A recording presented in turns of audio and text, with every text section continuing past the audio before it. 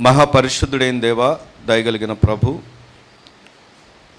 సార్వభౌముడైనటువంటి దేవుడవు, సర్వాధికారి అయిన దేవుడవు, సమస్తము మీ ఆధీనంలో మీ చిత్తంలో ఉంది.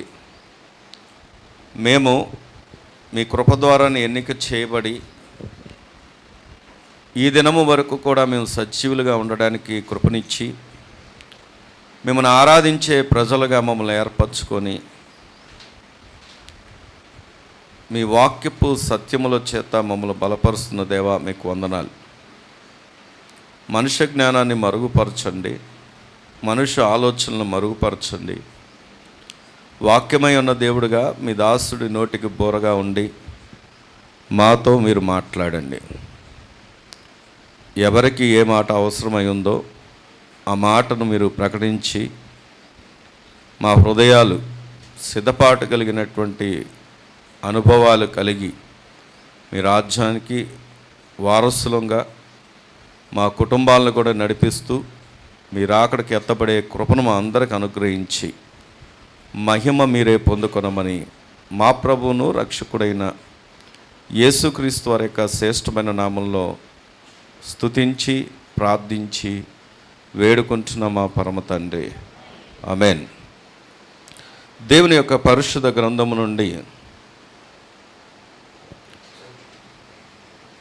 కీర్తనల గ్రంథము 90వ కీర్తనల గ్రంథం 90వ కీర్తన 12వ వచనాన్ని చదువుకుందాం. మాకు జ్ఞాన హృదయము కలుగునట్లుగా చేయుము, మా దినములు లెక్కించుట మాకు నేర్పుము. దేవుడు ఈ ఉదయకాలం మన వినికిల్లో ఈ మాటలు దీవించునుగాక. ఆమేన్. ఈరోజు మనం చూస్తున్నటువంటి అంశము మరణం గురించి మనకు తెలియాలి. ఇక్కడ భక్తుడు ఈ కీర్తన రాసినటువంటి భక్తుడి పేరు అక్కడ రాయబడి ఉంది. 90వ కీర్తనలో దైవజనుడైనటువంటి మోషే చేసిన ప్రార్థన. ఆయన అంటాడు 12వ వచనంలో, మాకు జ్ఞాన హృదయము కలుగునట్లుగా చేయుము, మా దినములు లెక్కించుటకు మాకు నేర్పుము. మోషే గురించి ఆలోచన చేస్తే వినాలి. మోషే గురించి ఆలోచన చేస్తే మోషేకి జ్ఞానం ఏమన్నా తక్కువ ఉందనుకుంటున్నారా? ఆయన ఎక్కడ విద్య నేర్చుకున్నాడు? ఒక రాజకుమార్తె యొక్క కుమారుడుగా ఎదిగినటువంటి వాడు. వాస్తవానికి మోషే అక్కడే ఉండుంటే మోషే ద నెక్స్ట్ ఫారో అనగా ఫరో అయ్యి ఉండేవాడు. అంత విద్యాభ్యాసము జ్ఞానము కలిగినటువంటి వాడే. కానీ భౌతికమైనటువంటి జ్ఞానం వినాలి, తలలు దించిన వారు పైకి చూడాలి. భౌతికమైనటువంటి జ్ఞానం ఎప్పుడు కూడా దేవుణ్ణి సంతోషపెట్టలేదు. భౌతికమైనటువంటి జ్ఞానము ఎప్పుడు కూడా ఎవరికి ఉపయోగకరం కాదు. ఒకవేళ నీ మటుకు నీకు ఉపయోగం అవుతుందేమో కొంతవరకు. ఇక్కడ దేవుని వాక్యాన్ని చూస్తే మోషే అంటాడు, ప్రభువా నాకు లేదా మాకు జ్ఞాన హృదయాన్ని కలగచేయి, మా దినములు లెక్కించుట మాకు నేర్పు. ఆయన చెప్పినటువంటి ఆయన పైన అంటాడు 10వ వచనంలో, మా ఆయుష్కాలము 70 సంవత్సరములు, అధిక బలమున్న ఎడల 80 సంవత్సరములగును, అయినను వాటి వైభవము ఆయాసము దుఃఖమే, అది త్వరగా గతించును, మేము ఎగిరిపోదుము. అంటే ఎప్పుడు త్వరగా గతిస్తుంది అంటే చెప్పలేం. నేను యవ్వనస్తుని, నేను ఇంకా బలంగా ఉంటాను, చివరి వరకు ఉంటాను, దీర్ఘాయుష్షు కలిగి ఉంటాను అన్నాం అనుకో, చెప్పలేం. నేను జ్ఞానవంతుణ్ణి, చెప్పలేం. నేను ధనవంతుణ్ణి, చెప్పలేం. త్వరగా ఎగిరిపోవును అంట. ఈరోజు ప్రభు ఈ మాట చెప్పడానికి గల ప్రధాన కారణం ఏంటంటే, ముందు మనకు జ్ఞాన హృదయం అనేది కావాలి. దేవుని స్తోత్రం కలుగును గాక. అందుకే చూడండి, ప్రసంగి గ్రంథం 7వ అధ్యాయం, ప్రసంగి గ్రంథం 7వ అధ్యాయం 4వ వచనాన్ని కనుక మనం చదువుకుంటే, జ్ఞానుల మనస్సు చెప్పండి ఎక్కడ ఉంటుందంట? ప్రలాపించు వారి ఇంటి మీద ఉండును, అయితే బుద్ధిహీనుల తలంపు సంతోషించు వారి మధ్యన. దేవుని స్తోత్రం కలుగును గాక. నిజంగా దేవుని వాక్యం చెప్తున్నటువంటి మాట ఏంటంటే, జ్ఞానుల మనస్సు ప్రలాపించు వారి ఇంటి మీద. నేను ఒక మాట అడుగుతాను, మీరందరూ సమాధానం చెప్పండి. మనము దుఃఖంలో ఉన్నవారి ఇంటికి వెళ్ళడానికి ఇష్టపడతామా, లేకపోతే సంతోషంగా ఉన్నవారి ఇంటికి వెళ్ళడానికి ఇష్టపడతామా? ఇంకా చెప్పాలంటే, మంచి ఫంక్షన్స్ ఏర్పాటు చేసుకున్నారనుకోండి, సంతోషకరమైనటువంటి ఫంక్షన్స్, అక్కడికి వెళ్ళడానికి 300 మంది, 400 మంది, 1000 మంది కూడా వస్తారు. ఏమండి? కానీ కోల్పోయినటువంటి వ్యక్తులు, ఏదైనా దుఃఖంలో ఉన్నటువంటి వారు, బాధలో ఉన్న వారి దగ్గరికి వెళ్ళాలి అంటే ఎంతమంది వస్తారు? ఉన్నారా ఇక్కడే? కానీ దేవుని వాక్యం చెబుతున్నటువంటి వ్యత్యాసం వినండి. జ్ఞానుల హృదయము ప్రలాపించువారి ఇంటి మీద ఉంచదంట. దేవుని స్తోత్రం కలుగును గాక. దేవుడు ఎలాంటి వ్యక్తులను బట్టి సంతోషిస్తాడంటే, ఎవరైతే దుఃఖపడు వారి ఇంటికి వెళ్తారో, ఎవరైతే ప్రలాపించు వారి ఇంటికి వెళ్తారో, వాళ్ళని ఆదరిస్తారో, వాళ్ళని బలపరుస్తారో. ఎందుకంటే మనను ఆదరిస్తున్నటువంటి దేవుడు మనల్ని ఎలా చూడాలనుకుంటున్నాడంటే, ఇతరులను ఆదరించే వారంగా చూడాలనుకుంటున్నాడు. దేవుని స్తోత్రం కలుగును గాక. ఈరోజు ప్రియమైనటువంటి సంగమా, దేవుడు మనతో మాట్లాడుతున్న మాట, హృదయాలు ఎరిగిన దేవుడు, అంతరంగాలు ఎరిగిన దేవుడు, మన వ్యక్తిగత జీవితాలను ఎరిగిన దేవుడు, మనము జ్ఞానహీనులుగా ఉండకుండా జ్ఞానవంతులుగా ఉండడానికి కోరుకుంటున్నటువంటి దేవుడు, నిన్ను నన్ను ఆయన ఎలా ఉండాలని కోరుకుంటున్నాడో అలాగ ఉంటే నీ జీవితానికి ఒక అర్థం ఉంటుంది. ఆయన కోరుకున్నట్లుగా ఉంటే, ఆయన ఉద్దేశాల్లో నీవు ఉంటే నీ జీవితానికి ఏముంటుంది అంటే ఒక అర్థం ఉంటుంది.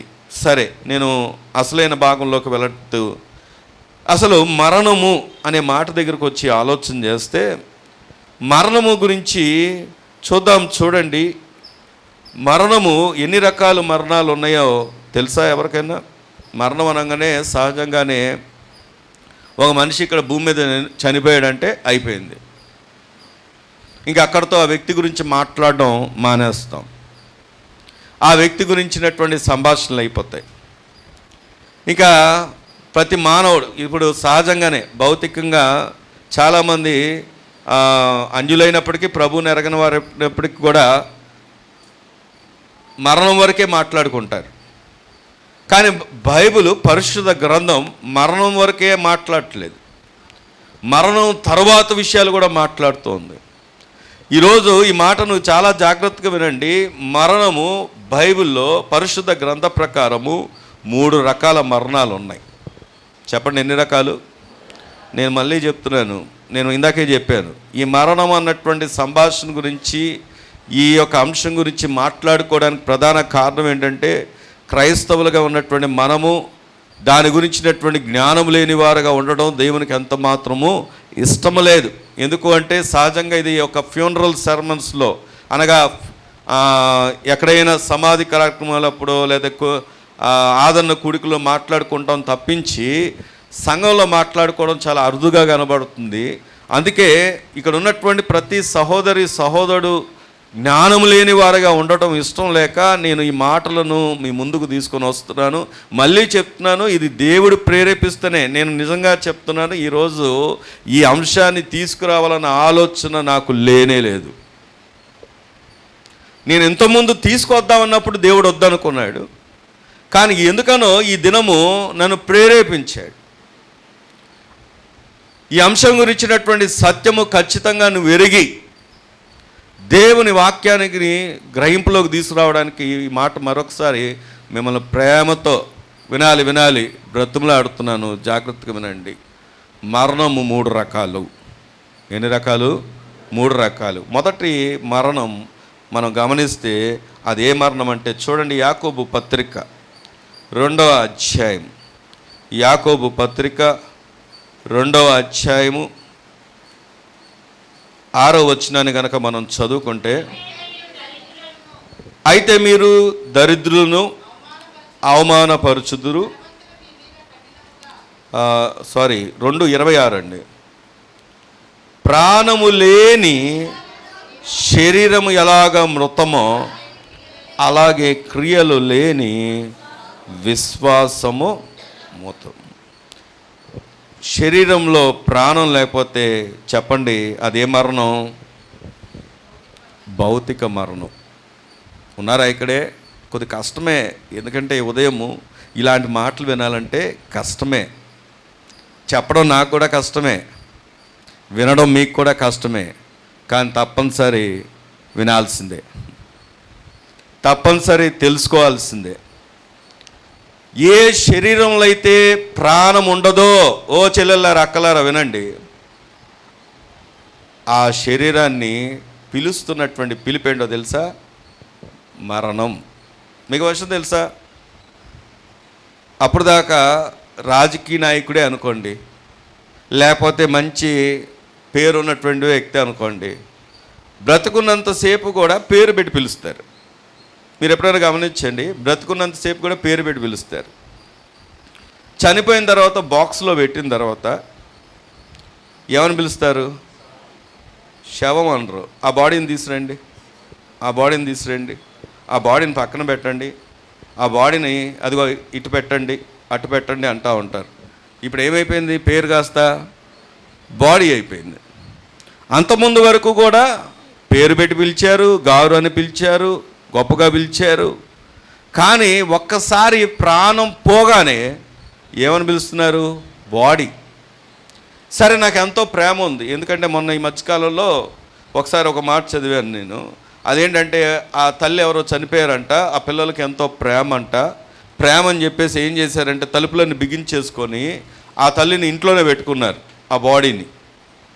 క్రమక్రమాన ఏమవుతుంది? స్మెల్ వస్తుంది. స్మెల్ వస్తుంటే పక్కన వారు అందరూ కూడా ఏంటి ఇంత దుర్వాసన వస్తుంది అని చెప్పేసి వెళ్ళి తలుపులు కొడుతుంటే తలుపులు తీయట్లేదు. పోలీసులు కంప్లైంట్ ఇస్తే పోలీసులు వచ్చి ఆ తలుపులు కొట్టి తీస్తే లోపల ఆల్రెడీ కుళ్ళిపోయే స్టేజ్లోకి వచ్చేసింది. వీళ్ళందరికీ కౌన్సిలింగ్ ఇచ్చి బలవంతంగా తీసుకెళ్ళి ఏం చేశారు అంటే ఆ యొక్క బాడీని సమాధి చేశారు. ఇప్పుడు ఎందుకు ఈ విషయాన్ని జ్ఞాపకం చేస్తున్నాను అంటే చూడండి, ఎంతో ప్రేమ ఉంది, ఎంతో అనురాగం ఉంది, ఎంతో బంధం ఉంది, ఎంతో బాంధవ్యం ఉంది. కానీ ఏం జరుగుతుంది అంటే చనిపోగానే, మృతమంగానే ఆ శరీరము కుళ్ళిపోవడం ప్రారంభించింది. కాబట్టి వెంటనే చూడండి, ఎంత ప్రేమ ఉన్నా ఈరోజు చనిపోతే నెక్స్ట్ డే ఏం చేస్తారు అంటే, ఒకవేళ ఉంటే ఆ రోజే, లేకపోతే నెక్స్ట్ డే ఏం చేస్తారంటే ప్రేమనంతటిని భారంగా తీసుకొని ఏం చేస్తారు? సమాధి చేస్తారు.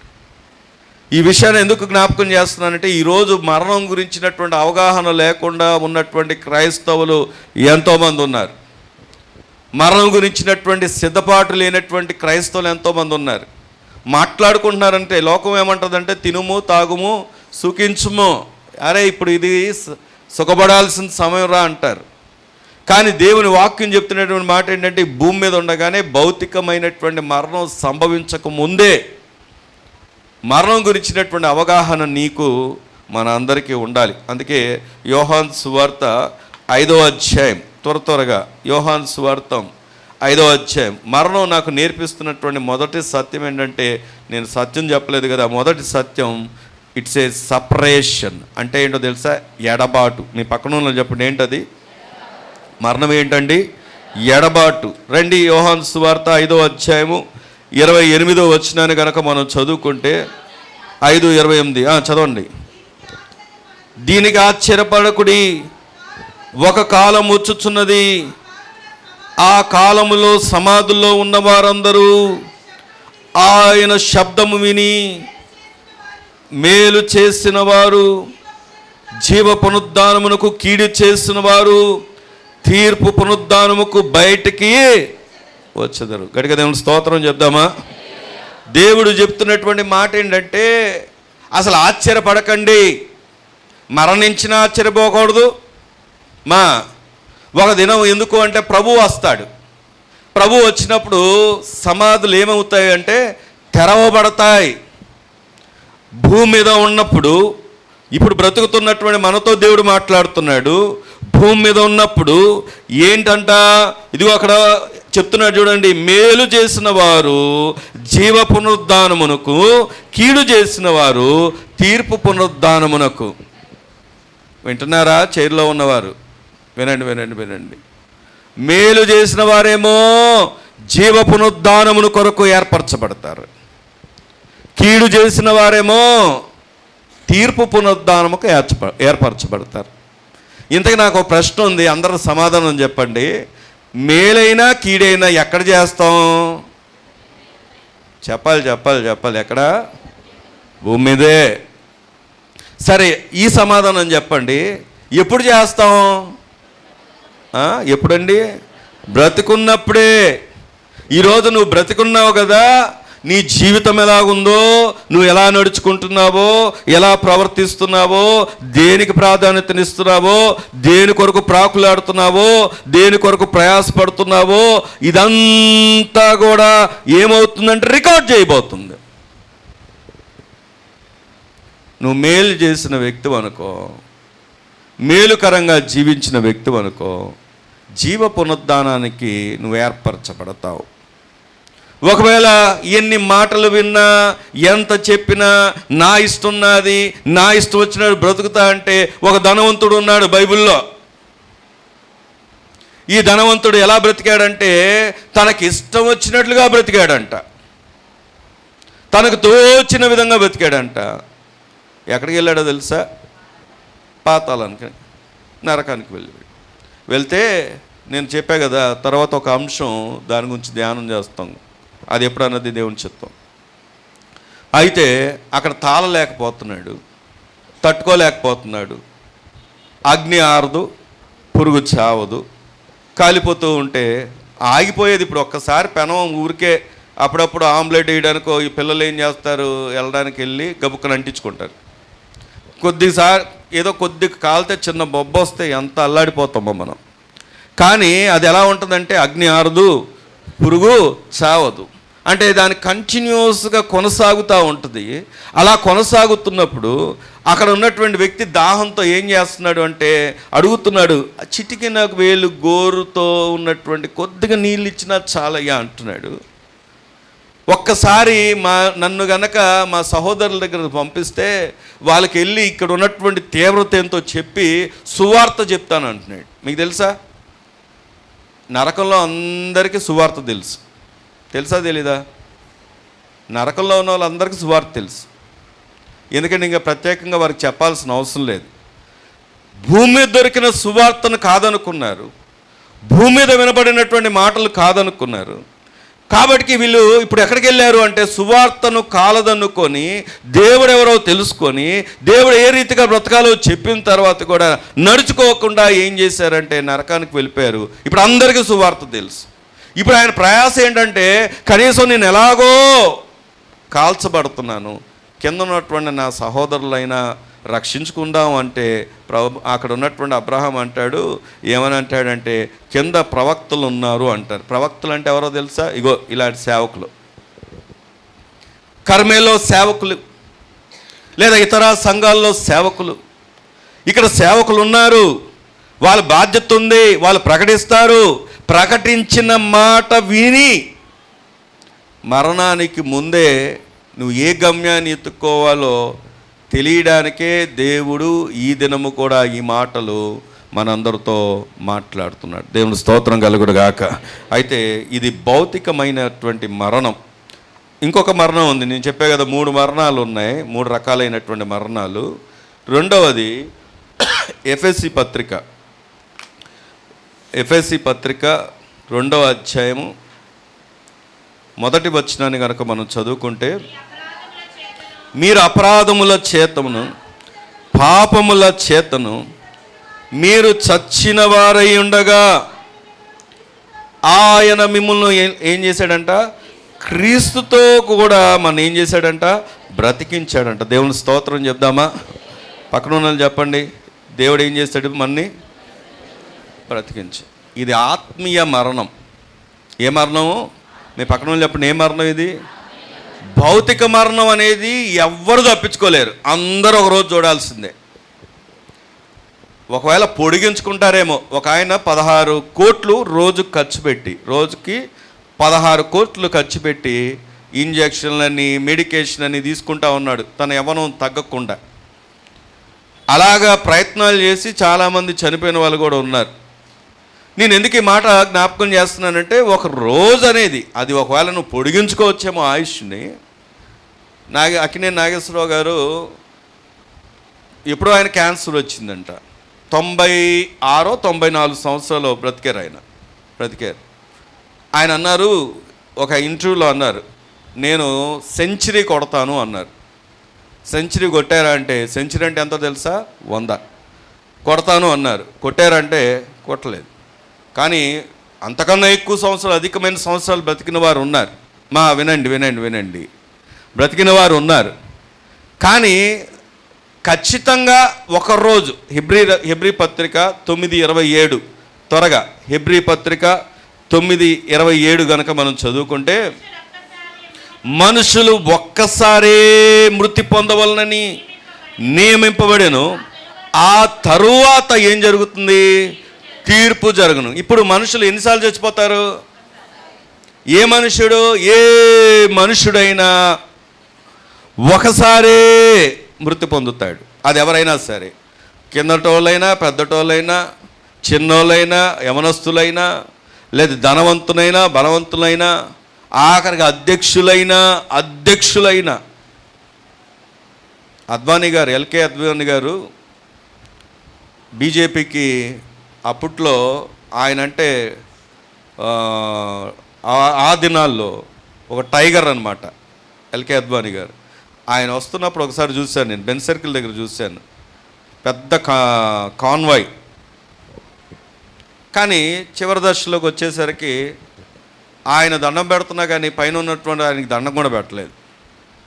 ఆ వీడియో ఒకసారి చూశాను నేను. అందులో ఆ పార్టీలో ఎంతో పెద్ద ఆధిక్యత కలిగిన వ్యక్తి, కానీ ఆయన చివరి దశలో వృద్ధాప్యలో 90, ఆయన కూడా 90 అబ్బోనే. ఆ టైంలో ఆయన ఇలాగా పెడుతున్న అవతల వాళ్ళు, నాయకులు ఉన్న వాళ్ళు పెట్టలేదు, దాన్ని చూపించేశారు అసలు ఆయన పక్కన పెట్టారని. ఒకానొక దినంలో ఆయన చనిపోయారు. అది ఎందుకు మాట చెప్తున్నాను, ఎంతటి పలుకుబడి కలిగిన వారైనా, ఎంతటి సెలబ్రిటీస్ అయినా, ఎంతటి హోదా కలిగిన వారైనా ఒక దినము ఖచ్చితంగా మృతి పొందాల్సిందే.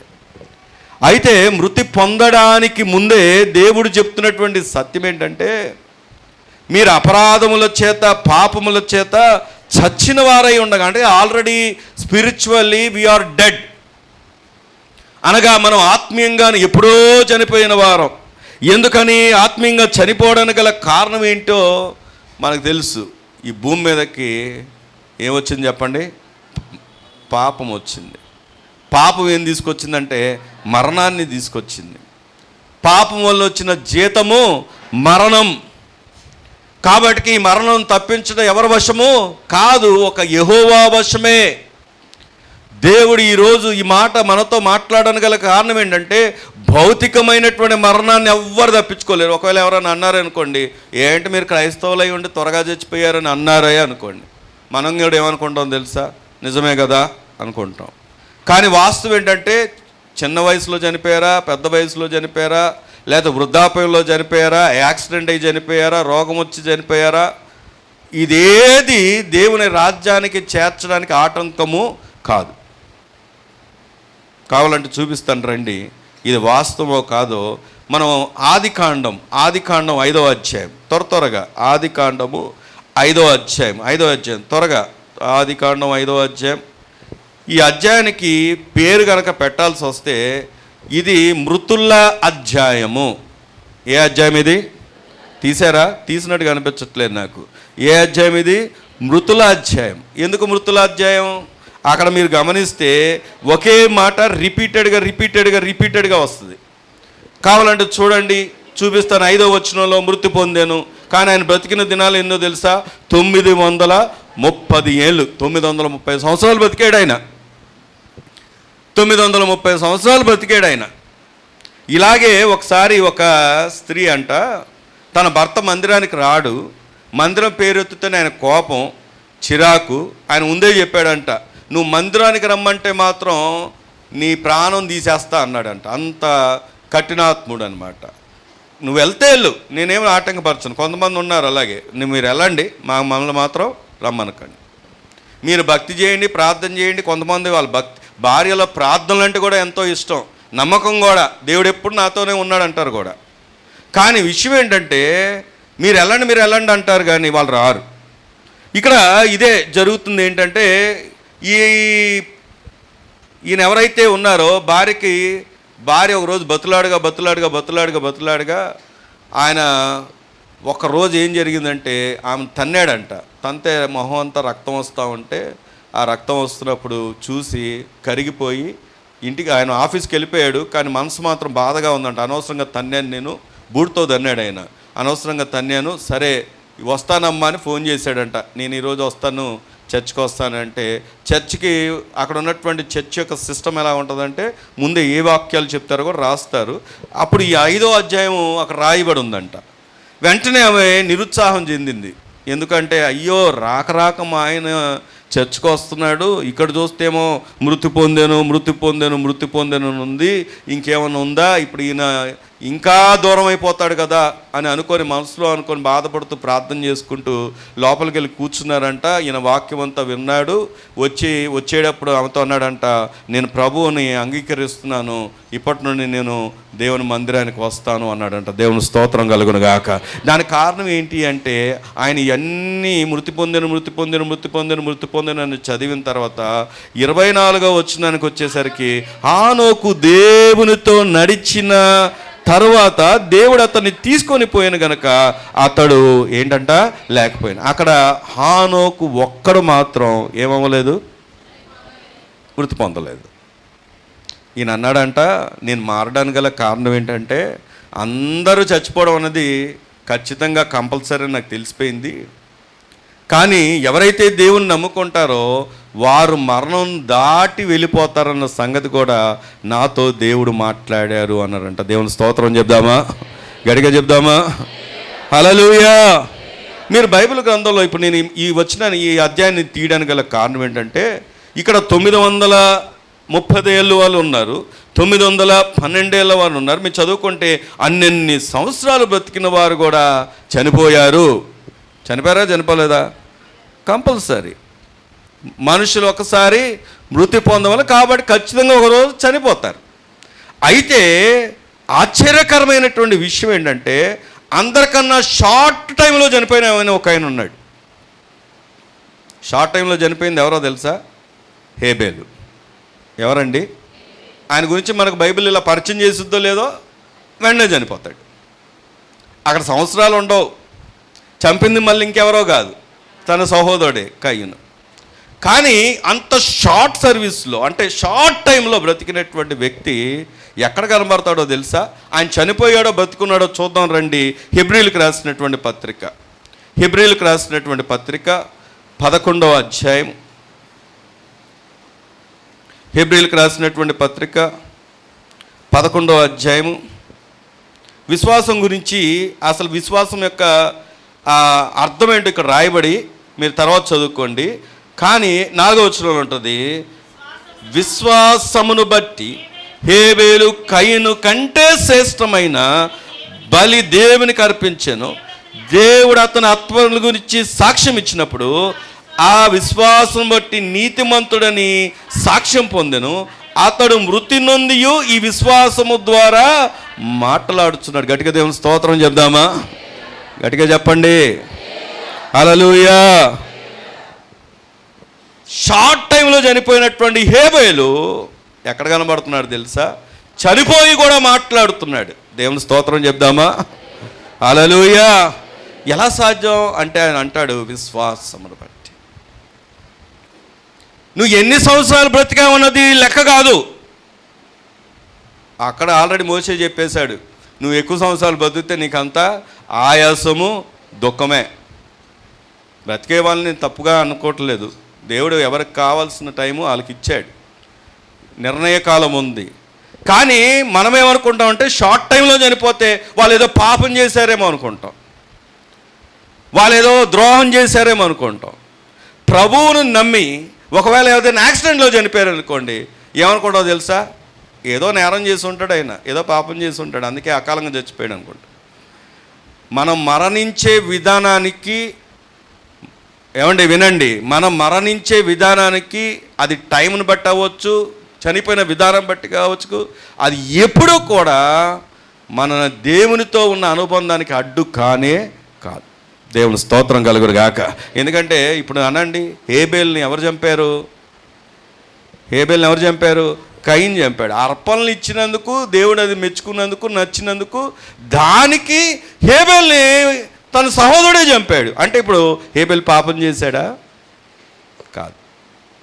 దేవుడు తను చనిపోయినా కానీ మాట్లాడేలాగున ఆయన సాక్ష్యమును పొందుపరిచి ఇప్పటికీ కూడా సజీవుడిగా ఉంచాడు. గడిక దేవుని స్తోత్రం చెప్దామా?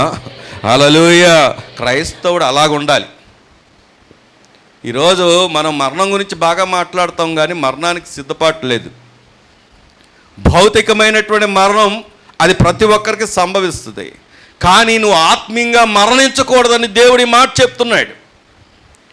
ఆత్మీయ మరణం ఎక్కడికి తీసుకెళ్తుంది అంటే, ఒక దినము దేవుని దగ్గర నిలబడినప్పుడు మరొక మరణం ఉంది, అక్కడ నిలబెడుతుంది. అదే మరణం చూద్దామా రండి. మరొక మరణం ఏంటి అంటే, దేవుని వాక్యం చెప్తున్న మాట దెస్సలోనీయులకు రాసినటువంటి రెండవ పత్రిక దెస్సలోనీయులకు రాసినటువంటి రెండవ పత్రిక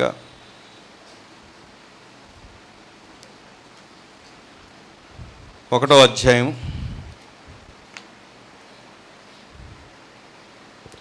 9వ వచనం చదువుతామా?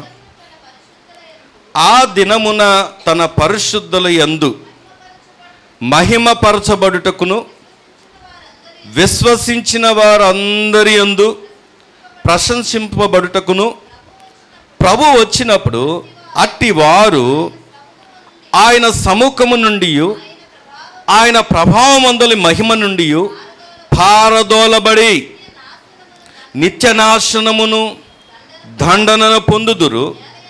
ఏలయనగా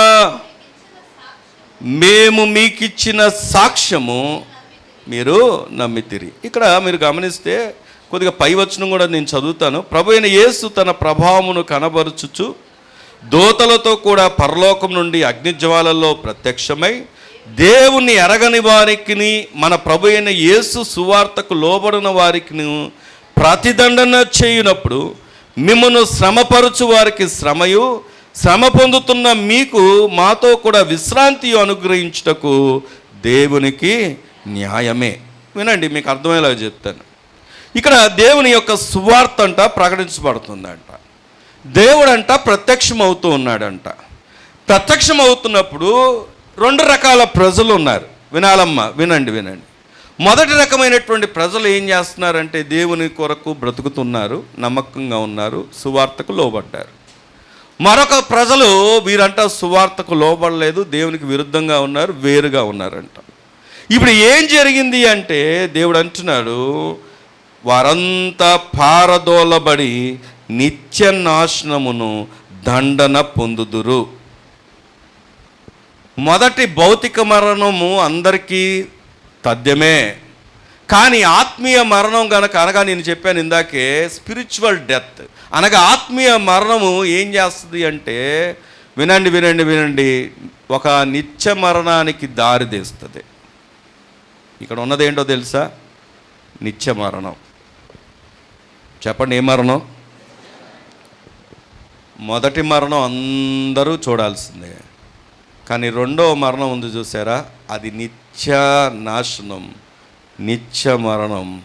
అది ఎటర్నల్ డెత్ అంటారు. అంటే ఇది ఎలా ఉంటుంది అంటే, ప్రకటన గ్రంథం 21వ అధ్యాయం ప్రకటన గ్రంథం 21వ అధ్యాయం 8వ వచనాన్ని చదువుకుందాం. పిరికివారును, ఎవరు వీళ్ళు? పిరికివారు, అవిశ్వాసులు, అసహ్యులు, నరహంతకులను, వ్యభిచారులను, మాంత్రికులను, విగ్రహారాధికులను, అబద్ధికులందరూ అగ్ని గంధకములతో మండు గుండములతో పాలు పొందుదురు. చెప్పండి, ఇదే మరణం, ఇదే మరణం, రెండవ మరణం. ఎవరుంటారంట? ఇక్కడ కేటగిరీ ఉంది. ఏమండోయ్, కర్మేలు మినిస్ట్రీలో ఉన్న సేవకుడైనా, నాయకుడైనా, అధ్యక్షుడైనా, పాటలు పాడేవారైనా, వాయిద్యకారులైనా, ఆరాధికులైనా, ఇంకా ఆయా హోదాలో ఉన్నవారైనా, చిన్నలైనా పెద్దలైనా, కింద కూర్చున్నవారైనా పైన కూర్చున్నవారైనా, ధనవంతులైనా బలవంతులైనా, ఏ తారతమ్యము లేదు. ఒకవేళ నీ లక్షణాలు గనక ఇలా ఉంటే, నీవు ప్రభువుని ఎరగకుండా బ్రతుకుతుంటే, ఇదిగో ఈ అనుభవాలు కలిగిన వాడుగా నీవు ఉంటే, ఇక్కడ రాయబడినటువంటి మాట ఏంటంటే పిరికివారు. ఎవరండి వీళ్ళు? ఎవరంట నిత్యనాశనానికి వెళ్ళేది? రెండవ మరణంలో ఉండేది ఎవరో తెలుసా? పిరికివారు. కొంతమంది ప్రభు నమ్ముకున్నామని పేరుకే కానీ ప్రతి ఆందోళనలు, భయాలు ఇప్పటికీ కలిగే ఉన్నారు. ప్రాణం అంటే భయం, రోగం అంటే భయం, ఏమండి ఏం సంభవిస్తుందో భయం, రేపటి గురించి భయం. నిజంగా చెప్పాలంటే కొంతమంది రేపటి గురించి తలంచుకొని ఏమైపోతున్నారంటే పేషెంట్లు అయిపోతున్నారు. భయం.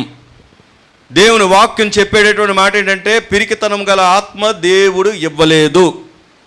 ఇంద్రియ నిగ్రహం కలిగినటువంటి, శక్తి కలిగినటువంటి ఆత్మని దేవుడు మనకు ఇచ్చాడు. ఒకవేళ ఆ పిరికితనం కలిగినటువంటి వారంగా ఈ మాట బోధిస్తున్నటువంటి నేను ఇప్పటికే చాలాసార్లు చెప్పాను, నా గ్రాడ్యుయేషన్ అయిపోయిన తర్వాత కూడా నేను పిరికొన్నే. రాత్రిపూట బయటికి వెళ్ళాలంటే భయం. నా కుటుంబం, నాకు తెలిసిన నా బంధువులు వీళ్ళకి తెలుసు ఏమని అంటే నేను ఎంత పిరికొన్నో. రాత్రి బయటికి వెళ్ళేవాడిని కాదు, ఈయన కూడా తెలుసు. చీకటంటే భయం. వాష్రూమ్కి వెళ్ళాలన్నా ఎవరో ఒకరు ఉండాల్సిందే. అంత పిరికొన్ను నేను. కానీ ఎప్పుడైతే యేసు క్రీస్తు వారిని రక్షకుడిగా అంగీకరించానో, ఆయన రక్తం ద్వారా కడగబడిన తర్వాత దేవుడు నా జీవితంలో చేసినటువంటి అద్భుతమైనటువంటి కార్యం ఏంటంటే భౌతికమైన పిరికితనాన్ని తీసేసాడు, ఆత్మ సంబంధమైన పిరికితనాన్ని కూడా తీసేసాడు. దేవుని స్తోత్రం కలుగును గాక. ఎందుకో తెలుసా? నువ్వు పిరికివాడిగా ఉంటే వెళ్ళేది ఖచ్చితంగా ఎక్కడికో తెలుసా? నరకానికి. నేను నా మాట కాదు, ఇది దేవుని వాక్యం. ఒకవేళ నువ్వు ఇప్పటికే పిరికితనంతో ఉంటే ఈ దినమైన దేవుని యొక్క వాక్యం చెప్తున్నటువంటి మాట అంటే క్రీస్తునందున్న కృప చేత బలవంతుడవు కమ్ము. నేను పక్కన చెప్పండి, ఎలా బలవంతులం కావాలి మనం? క్రీస్తునందున్న కృప చేత మనం బలవంతులు కావాలి. దేవుని స్తోత్రం కలుగును గాక. మీ ఇద్దరు కూడా మాట్లాడుకోవచ్చు, పైన ఉన్న వాళ్ళు కూడా బలవంతులు కావాలి. ఇక్కడ మనం గమనిస్తే కిందకి వెళ్ళి ఆలోచన చేస్తే అవిశ్వాసులను, ఇంకా అవిశ్వాసుల గురించి వివరించనక్కర్లేదు, అసహ్యులను. ఎవరిని దేవుడు అసహ్యించుకుంటాడో తెలుసా? దేవుడు కోరుకున్నట్లుగా నువ్వు బ్రతకకుండా వేరుగా బ్రతుకుతుంటే దేవుడు ఏమన్నాడో తెలుసా? విసర్జిస్తా అనే మాట ఉపయోగించాడు. అంటే ఏంటో తెలుసా? వారు ఎవరంటే అసహ్యం. కొంతమందికి ఎన్నిసార్లని చెప్పండి, ఎన్నిసార్లని బోధించండి, వారి జీవిత విధానాన్ని మార్చుకోరు, మారడానికి ఇష్టపడరు. కొంతమంది రూపురేఖలు చూస్తూనే ఏమొస్తుందంటే అసహ్యం పుట్టుద్ది. ఏంటో తెల్ల పెయింట్లు వేస్తారు, ఇలాగా పిలకలు వేస్తారు.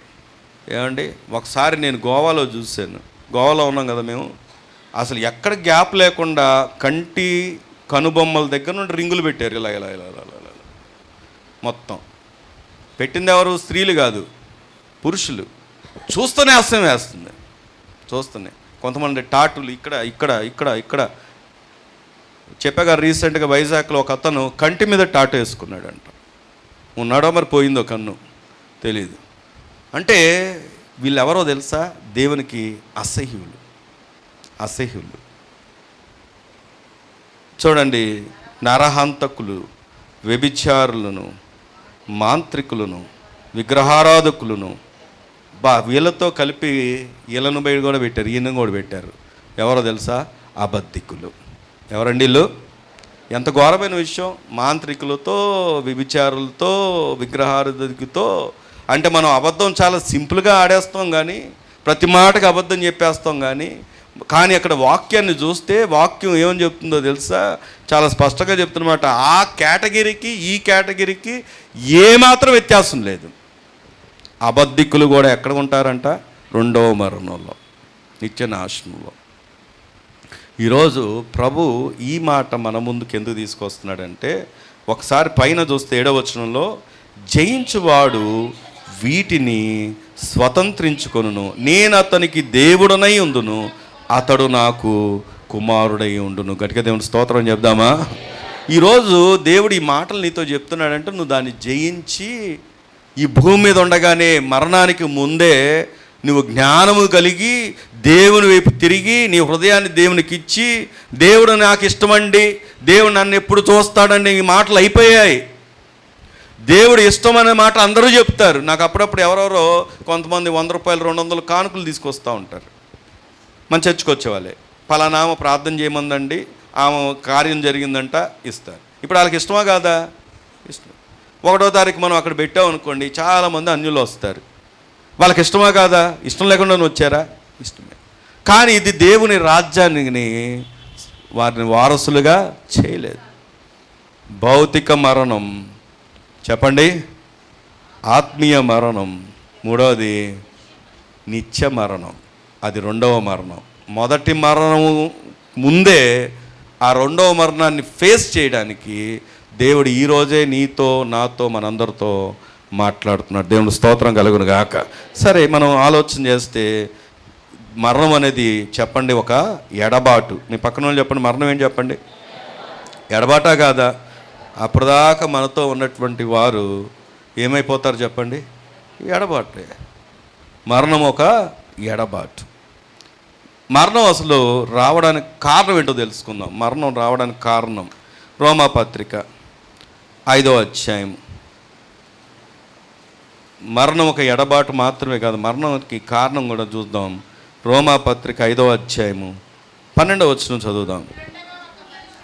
ఇట్లుండగా ఒక మనుషుని ద్వారా పాపము ద్వారా మరణమును ఎక్కడ ప్రవేశించింది చెప్పండి? అసలు మరణం ఎలా వచ్చిందంట? ఎవరి ద్వారా వచ్చింది? ఒక మనుషుని ద్వారా పాపము ద్వారా మరణమును లోకములో ఎలాగో ప్రవేశించునో, అలాగే మనుషులందరూ పాపము చేసినందున మరణం అందరినీ సంప్రాప్తమాయను. 3వ ఫుట్నోట్లో అందరికీ వ్యాపించు. ఎప్పుడైనా మీ పిల్లలకి మీరు అబద్ధం చెప్పమని ట్రైనింగ్ ఇస్తారా? ఇచ్చారా ఎవరైనా? చిన్నప్పుడు పెన్సిళ్ళు, పెన్నులు అన్నీ ఎత్తుకొని వచ్చేస్తూ ఉంటారు, లేదా ఎత్తుకొని రావడమో వేరే వాళ్ళు ఎత్తుకెళ్ళిపోవడం, ఇది సహజంగా జరుగుతూ ఉంటుంది. మీరేమైనా ట్రైనింగ్ ఇస్తారా? అరే మీరు నెల్లంగానే వాళ్ళు స్కేల్ కొట్టేసేయి, పెన్సిల్ కొట్టేసేయి అని ఇప్పుడు ట్రైనింగ్ ఇస్తారా? సరే, అన్నదమ్ములు కొట్టుకుంటూ ఉంటారు, తన్నుకుంటూ ఉంటారు. మీరు ఎప్పుడైనా అరే వాడు గెలుస్తాడో నువ్వు గెలుస్తాడో చూస్తాను ఒకసారి కొట్టుకుంటారా అంటారా? చిన్నప్పటి నుండే ఇవన్నీ ఎందుకు చేస్తున్నారో తెలుసా? కారణం పాపం. మనం పుడతానే పాపిగా పుట్టాం. పాపపు స్వభావం మన యొక్క శరీరంలో ఉంది. ఈ పాపాన్ని ఎంతసేపు కూడా శరీరం ఏం కోరుకుంటుందంటే పాపాన్నే కోరుకుంటుంది. కారణం ఒక మనుషుని ద్వారా ఈ భూమి మీదకి పాపం వస్తే, పాపం మరణం తీసుకొస్తే, ఇప్పుడు అదే పాపం అందరి మీద ఏలుబడి చేస్తుంటే అందరి మీదకి ఏం వస్తుంది అంటే మరణం వస్తుంది. నాన్న వినండి.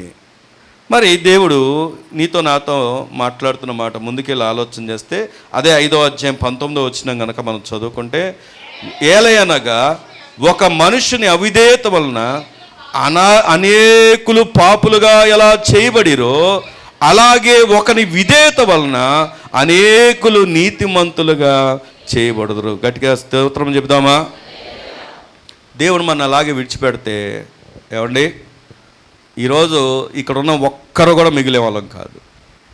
కానీ ఒక శుభవార్త ఏం చెప్పనా, పాపం ఎందుకు వచ్చిందని మనం ఆలోచన చేస్తే ఒకవేళ ఒక మనుషుని వల్ల వచ్చింది, కానీ అదే ఒక మనుషుని విధేయత వలన మనకేమొచ్చిందో తెలుసా, నిత్య జీవం కూడా వచ్చింది. ఆ మనుషుడు ఎవరో కారు, చెప్పండి ఎవరో, చెప్పండి, ప్రభువైన యేసుక్రీస్తు. నీ పక్కన ఉన్న శుభవార్త చెప్పండి, ఎవరి ద్వారా నువ్వు బ్రతుకుతున్నావు? ప్రభువైన యేసుక్రీస్తు ద్వారా. ఈరోజు నువ్వు నిజంగా, ఓ తమ్ముళ్ళారా వినండి, నువ్వు బ్రతకాలి అనే ఆశ ఉంటే, నువ్వు జీవిస్తూ ఉండాలని ఆశ ఉంటే, ఆ మనుష్యుడైనటువంటి ప్రభువైన యేసుక్రీస్తు వారిని నువ్వు నమ్మాలి. యేసుక్రీస్తు వారు 100% గాడ్, 100% మ్యాన్. ఉమెన్ కాదు, మ్యాన్. హ్యూమన్ కాదు, ఉమెన్ అన్నట్టు కనబడింది నాకు. దేవుడు 100% మానవుడు. ఒక మనుష్యుని వల్ల వచ్చిన పాపాన్ని మళ్ళీ ఆయన నరుడుగానే వచ్చి మన అందరి మీద ఉన్నటువంటి పాపాన్ని ఆయన ఏం చేశాడు తెలుసా, తీసివేశాడు. గట్టిగా దేవుని స్తోత్రం చెప్దామా? ఈరోజు మరి నేను తెలుసుకోవాల్సిన విషయం ఏంటంటే, పాపం వల్ల మరణం వచ్చినా ఆ మరణాన్ని మనం జయించగలం. అది ఎలాగా అంటే, యేసుక్రీస్తు వారిని నువ్వు నమ్ముకుంట ద్వారా. దేవుని స్తోత్రం కలుగును గాక. ఆ మరణాన్ని జయించినటువంటి కారణం ఏంటో చూడండి. కొరింథీ మొదటి పత్రిక, నాకున్నటువంటి సమయంలో త్వరగా నేను ముగిస్తాను. కొరింథీ మొదటి పత్రిక 15వ అధ్యాయం. కొరింథీ మొదటి పత్రిక 15వ అధ్యాయము 26వ వచనం చదువుకుంటే, కడపట నశింపచేయబడు శత్రువు ఎవరు చెప్పండి? అందరూ చెప్పండి, ఎవరు? మనకు మరణం ఏమైంది? నువ్వు అన్నిటికన్నా భయపడేది ఏంటి చెప్పండి, నిజం చెప్పండి.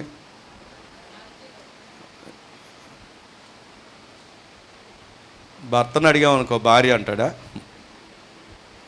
భార్యను అడిగితే భర్త అంటారా?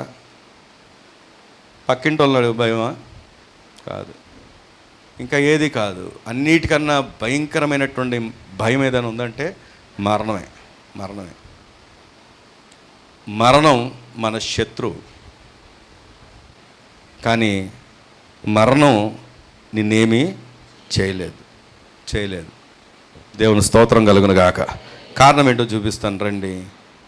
అదే కొరింథీ పత్రిక 15వ అధ్యాయం 27వ వచనం. దేవుడు సమస్తమును క్రీస్తు పాదముల కింద లోపరిచి ఉంచెను. ఇప్పుడు చెప్పండి, మరణం ఎక్కడుంది చెప్పండి. దేవుడు మరణాన్ని ఆయన పాదాల కింద పడేసి తొక్కేశాడు. దేవుని స్తోత్రం కలుగును గాక. గట్టిగా దేవుని స్తోత్రం చెప్దామా? ఎందుకంటే మరణము మన్నేమీ చేయదు. అందరినా క్లారిటీ ఉండాలి. మళ్ళీ అందరినీ కాదు, ఎవరైతే క్రీస్తుని నమ్మారో, ఎవరైతే క్రీస్తు కుమారులుగా ఉన్నారో, ఏ రీతిగా అయితే సహజంగా చూడండి, తండ్రికి ఏ పోలికలు ఉంటాయో, తండ్రికి ఏ హావభావాలు ఉంటాయో, తండ్రికి ఎలాంటి లక్షణాలు ఉంటాయో అవి పిల్లల్లో కనబడుతూ ఉంటాయి. అప్పుడప్పుడు పాస్టర్ గారు పెద్దమ్మ గారు అంటూ ఉంటారు, ఏమని అంటే, అచ్చం వీళ్ళు బాబే. మా వాళ్ళు ఏదైనా చేసినప్పుడు అంటే ఉన్న చనువుని బట్టిలేండి, అచ్చం వీళ్ళ బాబు. మళ్ళీ మా బావగారు నిద్రించారు, ఆయన కూడా అనేవాడు పద్దాక, వాళ్ళ బాబుకున్నంత ఉంది. ఏమండి, ఏముందంట? వాళ్ళ బాబుకున్నంత ఉంది. కారణం ఏంటో తెలుసా? నా పిల్లల్లో నా భావాలే ఉంటాయి, నా పోలికలే కనబడతాయి, నా లక్షణాలే కనబడతాయి. పడుకునే విధానం కూడా అలాగే ఉంటుంది. ఏమండి, నడిచే విధానం, చూసే విధానం, ఎప్పుడైనా ఇలా చూస్తూ ఉంటారు మా వాళ్ళు బాగానే ఉంటారు, తిట్లు తినేది నేను. వీళ్ళు ఏమంటారంటే, చిన్నప్పుడు అన్నీ గుర్తు చేసి, వీడు కూడా అప్పుడు అలాగే ఉండేవాడు, వాళ్ళు బాబే అంటూ ఉంటారు. అంటే ఎందుకు ఈ మాట చెప్తున్నానంటే, తండ్రి పోలికలు, తండ్రి భావాలు, లక్షణాలు పిల్లల్లో కనబడతాయి. ఇక్కడ మనకొక గొప్ప నాయకుడు ఉన్నాడు, మన ప్రభువు ఉన్నాడు. ఆయన ఎలా ఉన్నాడు తెలుసా? మరణాన్ని తన పాదాల కిందేసి తొక్కేశాడు. దేవుని స్తోత్రం కలుగును గాక. నువ్వు ఆయన సొత్తుగా మారితే, నీ హృదయాన్ని ఆయనకి ఇస్తే, రక్షకుడుగా అంగీకరిస్తే, ప్రభు కొరకు బ్రతికితే, నీకు కూడా అధికారం ఇవ్వడానికి ఆయన ఇష్టపడుతున్నాడు. దేవుని స్తోత్రం కలుగును గాక. ఆయన నువ్వు అంగీకరించకుండా ఎన్ని సంవత్సరాలైనా గడిపాయి ఈ మరణ భయంతో బాధపడాల్సిందే. ఆయన అంగీకరించకుండా ఉంటే ఇదిగో ఆ రెండవ మరణాన్ని చూడాల్సిందే. ఆ రెండవ మరణాన్ని చూడడానికి ముందే దేవుడు నీతో చెప్తున్నటువంటి మాట ఏంటంటే, భౌతికమైన మరణం అందరికీ ఉంది. ఆ రెండవ మరణం దగ్గర నిలబడడం ఆయనకి ఇష్టం లేదు. అందుకే ఈరోజు ప్రభు నీతో చెప్తున్నాడు, జయించినటువంటి దేవుడు మనకున్నాడు. అదే కొరింథీ పత్రిక 15వ అధ్యాయము 54వ వచనం కనుక చదివితే, 54, అక్షయమైనది అక్షయతను ధరించుకున్నప్పుడు, ఈ మర్త్యమైనది అమర్త్యను ధరించుకున్నప్పుడు విజయమందు మరణము మృంగివేయబడినని రాయబడిన వాక్యం నెరవేరును. ఓ మరణమా, నీ విజయం ఎక్కడా? ఓ మరణమా, నీ ముల్లెక్కడా? మరణపు ముళ్ళు పాపము, పాపముకున్న బలము ధర్మశాస్త్రమే. ఆయనను మన ప్రభువైన యేసు క్రీస్తు మూలంగా మనకు జయము అనుగ్రహించుచున్న దేవునికి స్తోత్రము కలుగునుగాక. గట్టిగా దేవుని స్తోత్రం చెప్దామా? పాపానికి ఏముందో తెలుసా? ముళ్ళు ఉంది. మరణానికి ఏముంది? ముళ్ళు ఉంది. ఒకసారి ఒక తండ్రి తన కుమార్తెను తీసుకొని కారులో రైడ్ చేస్తూ విండోస్ అన్ని దించేశాడు. మంచి సీనరీ ఉన్న ప్లేస్ అది. సీనరీ ఉన్న ప్లేస్లో చూసుకుంటూ వెళ్తున్నారు. ఈలోపు ఒక తేనె తీగ ఎగురుకుంటూ కారులో దూరడానికి ప్రయత్నం చేస్తుంది. ఈ పాప భయపడిపోతూ ఉంది, అది ఎక్కడ కుడుతుందో అని. వాస్తవానికి ఆమెకి ఎలర్జీ ఉంది, ఇలాంటి పురుగులను బట్టి, కీటకాలను బట్టి ఎలర్జీ ఉంది. భయపడిపోయి మీద పడిపోతుంది. డాడీ స్టీరింగ్ మీద పడిపోతుంది. పడిపోతా ఉంటే డాడీ దాన్ని కంట్రోల్ చేసుకొని ఏం చేశాడంటే, కొద్దిసేపటికి ఆమె కళ్ళు మూసుకొని గట్టిగా బిగిసిపోతే, మా పర్వాలేదు, ఏం పర్లేదు, లేదు కళ్ళు తెరువు అన్నాడు. తెరువు అంటే డాడీ తేనెటిగా అంటుంటే, ఏమవుదమ్మా, నిన్నేం చేయదు అది, కారణం ఏంటంటే దాని ముళ్ళు ఎప్పుడో నేను విరిచేశాను అన్నాడంట. దేవుని స్తోత్రం చెప్దామా? ఇప్పుడు అది కుడితే ఏమైనా అవుద్దా? చెప్పండి, ఏమైనా అవుద్దా? అప్పుడు దాకా భయపడింది, ఎప్పుడైతే దాన్ని ముళ్ళు విరిచేసానని డాడీ చెప్పాక దాన్ని చూసి ఆ పాపకున్న భయం అంతా ఎగిరిపోయిందంట. దేవుని స్తోత్రం కలుగును గాక. ఈరోజు ఈ మాట ఎందుకు దేవుడు మనతో మాట్లాడుతున్నాడు తెలుసా?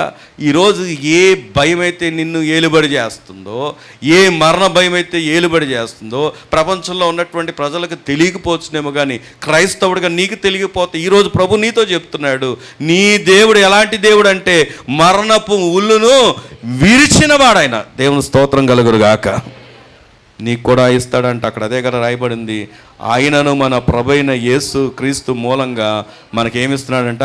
జయం. నీ పక్కన వాళ్ళు దేని మీద జయం? మరణం మీద జయం. దేని మీద జయం? మరణం మీద జయం. ఇది అందరూ చెప్పలేరు. ఎవరు చెప్పగలరంటే ఎవరైతే ప్రభువును అంగీకరించి రక్షించబడి ఉన్నారో వారు ఏ స్థలం ఉన్నా. ఇప్పుడు మన పిల్లలు వెళ్ళిపోతున్నారు, ఆయా దేశాలకు వెళ్తున్నారు, మంచిదే, వెళ్ళడం మంచిదే, వెళ్ళాలనే ప్రార్థన చేస్తున్నాం, వెళ్ళిన కొరకు ప్రార్థన చేస్తున్నాం. కానీ ఏ దేశంలో ఉన్నా, ఏ మారుమూల ప్రాంతంలో ఉన్నా, ఎలాంటి స్థితిలో ఉన్నా ప్రభువును రక్షకుడిగా అంగీకరించి నువ్వు అక్కడ ఉన్నావు అంటే, ఎక్కడున్నా ఒకరోజు ప్రభు రాకడ వస్తే అందరం కూడా ఎత్తబడి అక్కడ కలుసుకుంటాం. దేవుని స్తోత్రం కలుగును గాక. అతి ప్రాముఖ్యమైనది ఏదైనా ఉంది అంటే తెలుసా? రక్షణ. ఇప్పుడు ఫారెన్లో ఉంటే ఏం చెప్తాం? మావాడు అమెరికాలో ఉన్నాడు, ఆస్ట్రేలియాలో ఉన్నాడు, యూకేలో ఉన్నాడు, రష్యాలో ఉన్నాడు, తర్వాత లండన్లో ఉన్నాడు, ఇంకా రకరకాల ప్లేసులు చెప్పుకొని వాళ్ళు దిగిన ఫోటోలు చూపించుకొని అందరికీ చూపిస్తాం లేదా? సహజం అది. ఎందుకంటే అక్కడ ఉన్న దేశాలు అందాన్ని, వాళ్ళు వెళ్ళిన స్థితిని అందరం సంతోషిస్తాం చూపించడానికి. కానీ మన పౌరస్థితి ఎక్కడుందో తెలుసా? బైబిల్ చెప్తున్న లెక్క మన పౌరస్థితి ఎక్కడుంది అంటే పరలోకంలో ఉంది. పరలోకానికి కావలసినటువంటి టికెట్ ఉందా? పరలోకానికి కావలసినటువంటి పాస్పోర్ట్ ఉందా? పరలోకానికి కావలసినటువంటి వీసా ఉందా? ఇక్కడ ఇచ్చే వీసా 3 సంవత్సరాలు, 5 సంవత్సరాలు, 10 సంవత్సరాలు. ఒక పాస్టర్ గారు నాకు పెట్టారు, ఆయనకి అమెరికా వీసా 10 సంవత్సరాలు ఇచ్చిందంట. దాన్ని ఆయన సంతోషంగా నాకు చూపిస్తూ నాకు పెట్టాడు, ఆయన స్టేటస్లో కూడా పెట్టాడు, ఆయన 10 సంవత్సరాలు నాకు వీసా వచ్చిందని. ఇక్కడ వీసా 10 సంవత్సరాలే, మళ్ళీ పొడిగించుంటే 20 సంవత్సరాలు రావచ్చునేమో. కానీ మనకు పౌరస్థితి ఎక్కడుందో తెలుసా? పరలోకంలో ఉంది. అది శాశ్వతమైన వీసా. నీకు ఆ నిరీక్షణ ఉందా? నీకు ఆ ధైర్యం ఉందా? ఈరోజే మరణం కనుక నిన్ను తాకాలని నేను కోరుకోవట్లా. దేవుడు కూడా అదేం చెప్పట్లేదు. దేవుడు అందరికీ నిర్ణయకాలం ఉంచాడు. కానీ ఒకవేళ అనే మాట ముందు నీకు పరలోకపు పౌరస్థితి ఉందా? ఆత్మీయ మరణం కలిగిన వారికి నిత్యనాశనం ఉంది, అక్కడ నువ్వు నిలబడతావు. నేను చివరిగా ఒక వచనం చూపించి ముగిస్తాను. రండి, కొరింథీ పత్రిక 2వ పత్రిక 2 వచనాలు చూపిస్తాను. ఒకటని మళ్ళీ అబద్ధికం నేను అవ్వకూడదు. 2వ వచనం కూడా చూపిస్తాను. కొరింథీ 2వ పత్రిక 5వ అధ్యాయము 10వ వచనం చదువుదామా? ఎందుకనగా తాను జరిగించిన క్రియల చొప్పున అవి మంచివైనను సరే చెడ్డవైనను సరే దేహంతో జరిగించిన వాటి ఫలమును ప్రతి వాడును పొందునట్లు మనమందరము క్రీస్తు న్యాయపీఠము ఎదుట ప్రత్యక్షము కావాలి. నీకు ఒక సంతోషకరమైన మాట చెప్పనా? ఈరోజు వాక్యం విన్న వాళ్ళందరికీ, ఇక మీరు అసలు ఆ న్యాయపీఠం దగ్గర నిలబడ్డప్పుడు అస్సలు అబద్ధం చెప్పలేరు. నేను ఎప్పుడు ఇది అనుకుంటాను, జమ్మూ కాశ్మీర్లో బాగా మారుమూల ప్రాంతంలో అసలు వాళ్ళు ఎక్కడ బ్రతుకుతున్నారో కూడా వారికి తెలియదు. వాళ్ళు ఏంటంటే ఇంటి ముందు అందరికీ ఆ కొండల మధ్యలోనే ఆ మొక్కజొన్న మొక్కలు వేసుకుంటారు. ఈ ఎండాకాలం అంతా బాగా పండిస్తారు. మంచు పడే టైం కల్లా మంచి పంటలు వస్తే స్టోర్ రూమ్స్ ఉంటాయి వాళ్ళకి, దాంట్లో స్టోర్ చేసుకుంటారు. మొత్తం అంతా మిరపకాయలు ఇలాంటివి వేసుకుంటారు, అవి పచ్చళ్ళలాగా చేసుకుంటారు. ఇంకా వాళ్ళ పని ఏంటో తెలుసా? ఆ మంచు పడుతున్నప్పుడు బయటికి వెళ్ళి పని చేయడానికి ఉండదు, అంతా పడుతూనే ఉంటుంది. ఆ టైంలో వీళ్ళు ఏం చేస్తారంటే అందులో ఉన్న మొక్కజొన్నలు రొట్టెలు చేసుకుంటారు, ఈ పచ్చిమిరపకాయలని పచ్చళ్ళలా చేసుకుంటారు, తింటూ ఉంటారు. అప్పుడప్పుడు మేము వెళ్ళినప్పుడు కూడా మేము కూడా తినేవాళ్ళం. కింద వాళ్ళు ఉండేదంతా మట్టితోనే కడతారు. 2 స్టేర్లు కడతారు. అది చూడడానికి 2 స్టేర్లా ఉండదు, కొండకు ఆనుకొని వెనక వైపు ఆనుకొని ఉంటుంది, ముందు మాత్రం 2 స్టేర్లా ఉంటుంది. కిందేమో గేదెలు పశువులన్నీ ఉంటాయి, ఆ పాలు ఇవన్నీ పాలు కోసం. అది అసలు లోపలికి వెళ్తే కటికి చీకటి ఉంటుంది. ఉగ్రవాదులు కూడా అందులోనే దాక్కుంటూ ఉంటారనమాట అక్కడ. అయితే పైన వీళ్ళు ఉంటారు, మట్టిదే, పైన పైకప్పు కూడా మట్టిదే. ఆ రకాల చెట్లు మొక్కలు తీసుకొచ్చి వేసుకొని మట్టి వేస్తూ ఉంటే అది బిగుసిపోయి అది పడదు, కింద స్లాబ్ లాగే ఉంటుంది. అయితే ఎందుకు చెప్తున్నానంటే వాళ్ళు దగ్గరికి వెళ్ళినప్పుడు వాళ్ళు ఈ దేశంలో ఉన్నారా పాకిస్తాన్లో ఉన్నారో కూడా వాళ్ళకి తెలియదు. అంత బ్యాక్వర్డ్ పీపుల్ అనమాట. వాళ్ళ దగ్గరికి వెళ్ళేవాళ్ళం, చెకింగ్స్ చేసేవాళ్ళం. లోపలికి వెళ్తే దుర్వాసన వచ్చేది. వాళ్ళు స్నానాలు చేసేవాళ్ళు కాదు. ఎంత తెల్లగా ఉండేవాళ్ళో అంత వాసనగా ఉండేవాళ్ళు వాళ్ళు. ఎందుకంటే స్నానాలు చేయరు, అంత అజ్ఞానపు స్థితిలో ఉంటారు. ఇప్పుడు వాళ్ళు ఒకవేళ నేను ఇలా అనుకుంటున్నా అంటే ప్రభు నమ్మదగిన వారు కూడా ఎలా సువార్త అందిస్తాడో తెలియదు. కానీ ఒకవేళ వాళ్ళు చనిపోయి ఇదే క్రీస్తు న్యాయపీఠం దగ్గర నిలబడ్డారనుకోండి, నువ్వు నేను చనిపోయి కూడా అక్కడ నిలబడ్డాం అనుకోండి, ఏమండి వాళ్ళు ఏమంటారు తెలుసా? ప్రభు మాకు తెలియదు అయ్యా సువార్త అన్నారే అనుకోండి. అనడానికి అవకాశం ఉండదు, అన్నారే అనుకోండి. నువ్వు ఆ మాట అనగలవా? మొన్నే కదా పాస్టర్ గారు ఇలాగ వాక్యం చెప్పారు మీ చర్చిలో, నేను ప్రేరేపించి చెప్పించాను. అసలు ఆయన సిద్ధపడి వచ్చింది వేరే, కానీ చెప్పమంది నేను వేరే. కానీ నువ్వు ఇప్పుడు ఎలా చెప్తావు, అబద్ధికుడిగా ఎలా ఉంటావు అని ప్రభు అసలు ముందు నువ్వు మాట్లాడడానికి తల ఎత్తడానికి, ఒకవేళ ప్రభువుని నమ్మకుండా నువ్వు ఇప్పటికి కూడా ఉండి ఆయన ముందు నిలబడడానికి మాట్లాడడానికి నీకు ఎక్కడైనా హక్కు ఉంటుందంటారా? ఉంటుందా? మనం అందరము ఒకరోజు క్రీస్తు న్యాయపీఠం దగ్గర నిలబడాలి. నీ దేహంతో చేసిన మంచి పనులైనా సరే చెడ్డ పనులైనా సరే. క్యాష్ కనుక బ్యాంకులో ఉంటే ఎవరైనా ఎఫ్డి 10 లక్షల కన్నా ఎక్కువ చేస్తే మీకు చిన్న సలహా, దానికి కూడా ట్యాక్స్ పడుతుందంట. నాకు మొన్న చదివాను నేను, కొత్త ట్యాక్సెస్ ఎవరైనా ఉంటే ఏమండి, అంటే ఇప్పుడు బ్యాంకులో కనుక క్యాష్ ఉంటే ఎన్నిసార్లు మనం బ్యాలెన్స్, ఫోన్పే బ్యాలెన్స్లోనో లేకపోతే ఇప్పుడు అన్ని బ్యాలెన్స్లు చెక్ చేసుకోవడం కూడా ఈజీ అయిపోయింది. చెక్ చేసుకొని ఎంత ఉంది బ్యాలెన్స్, ఎంత ఉంది బ్యాలెన్స్, ఎంత ఉంది బ్యాలెన్స్ అని చూసుకుంటూ ఉంటాం కదా.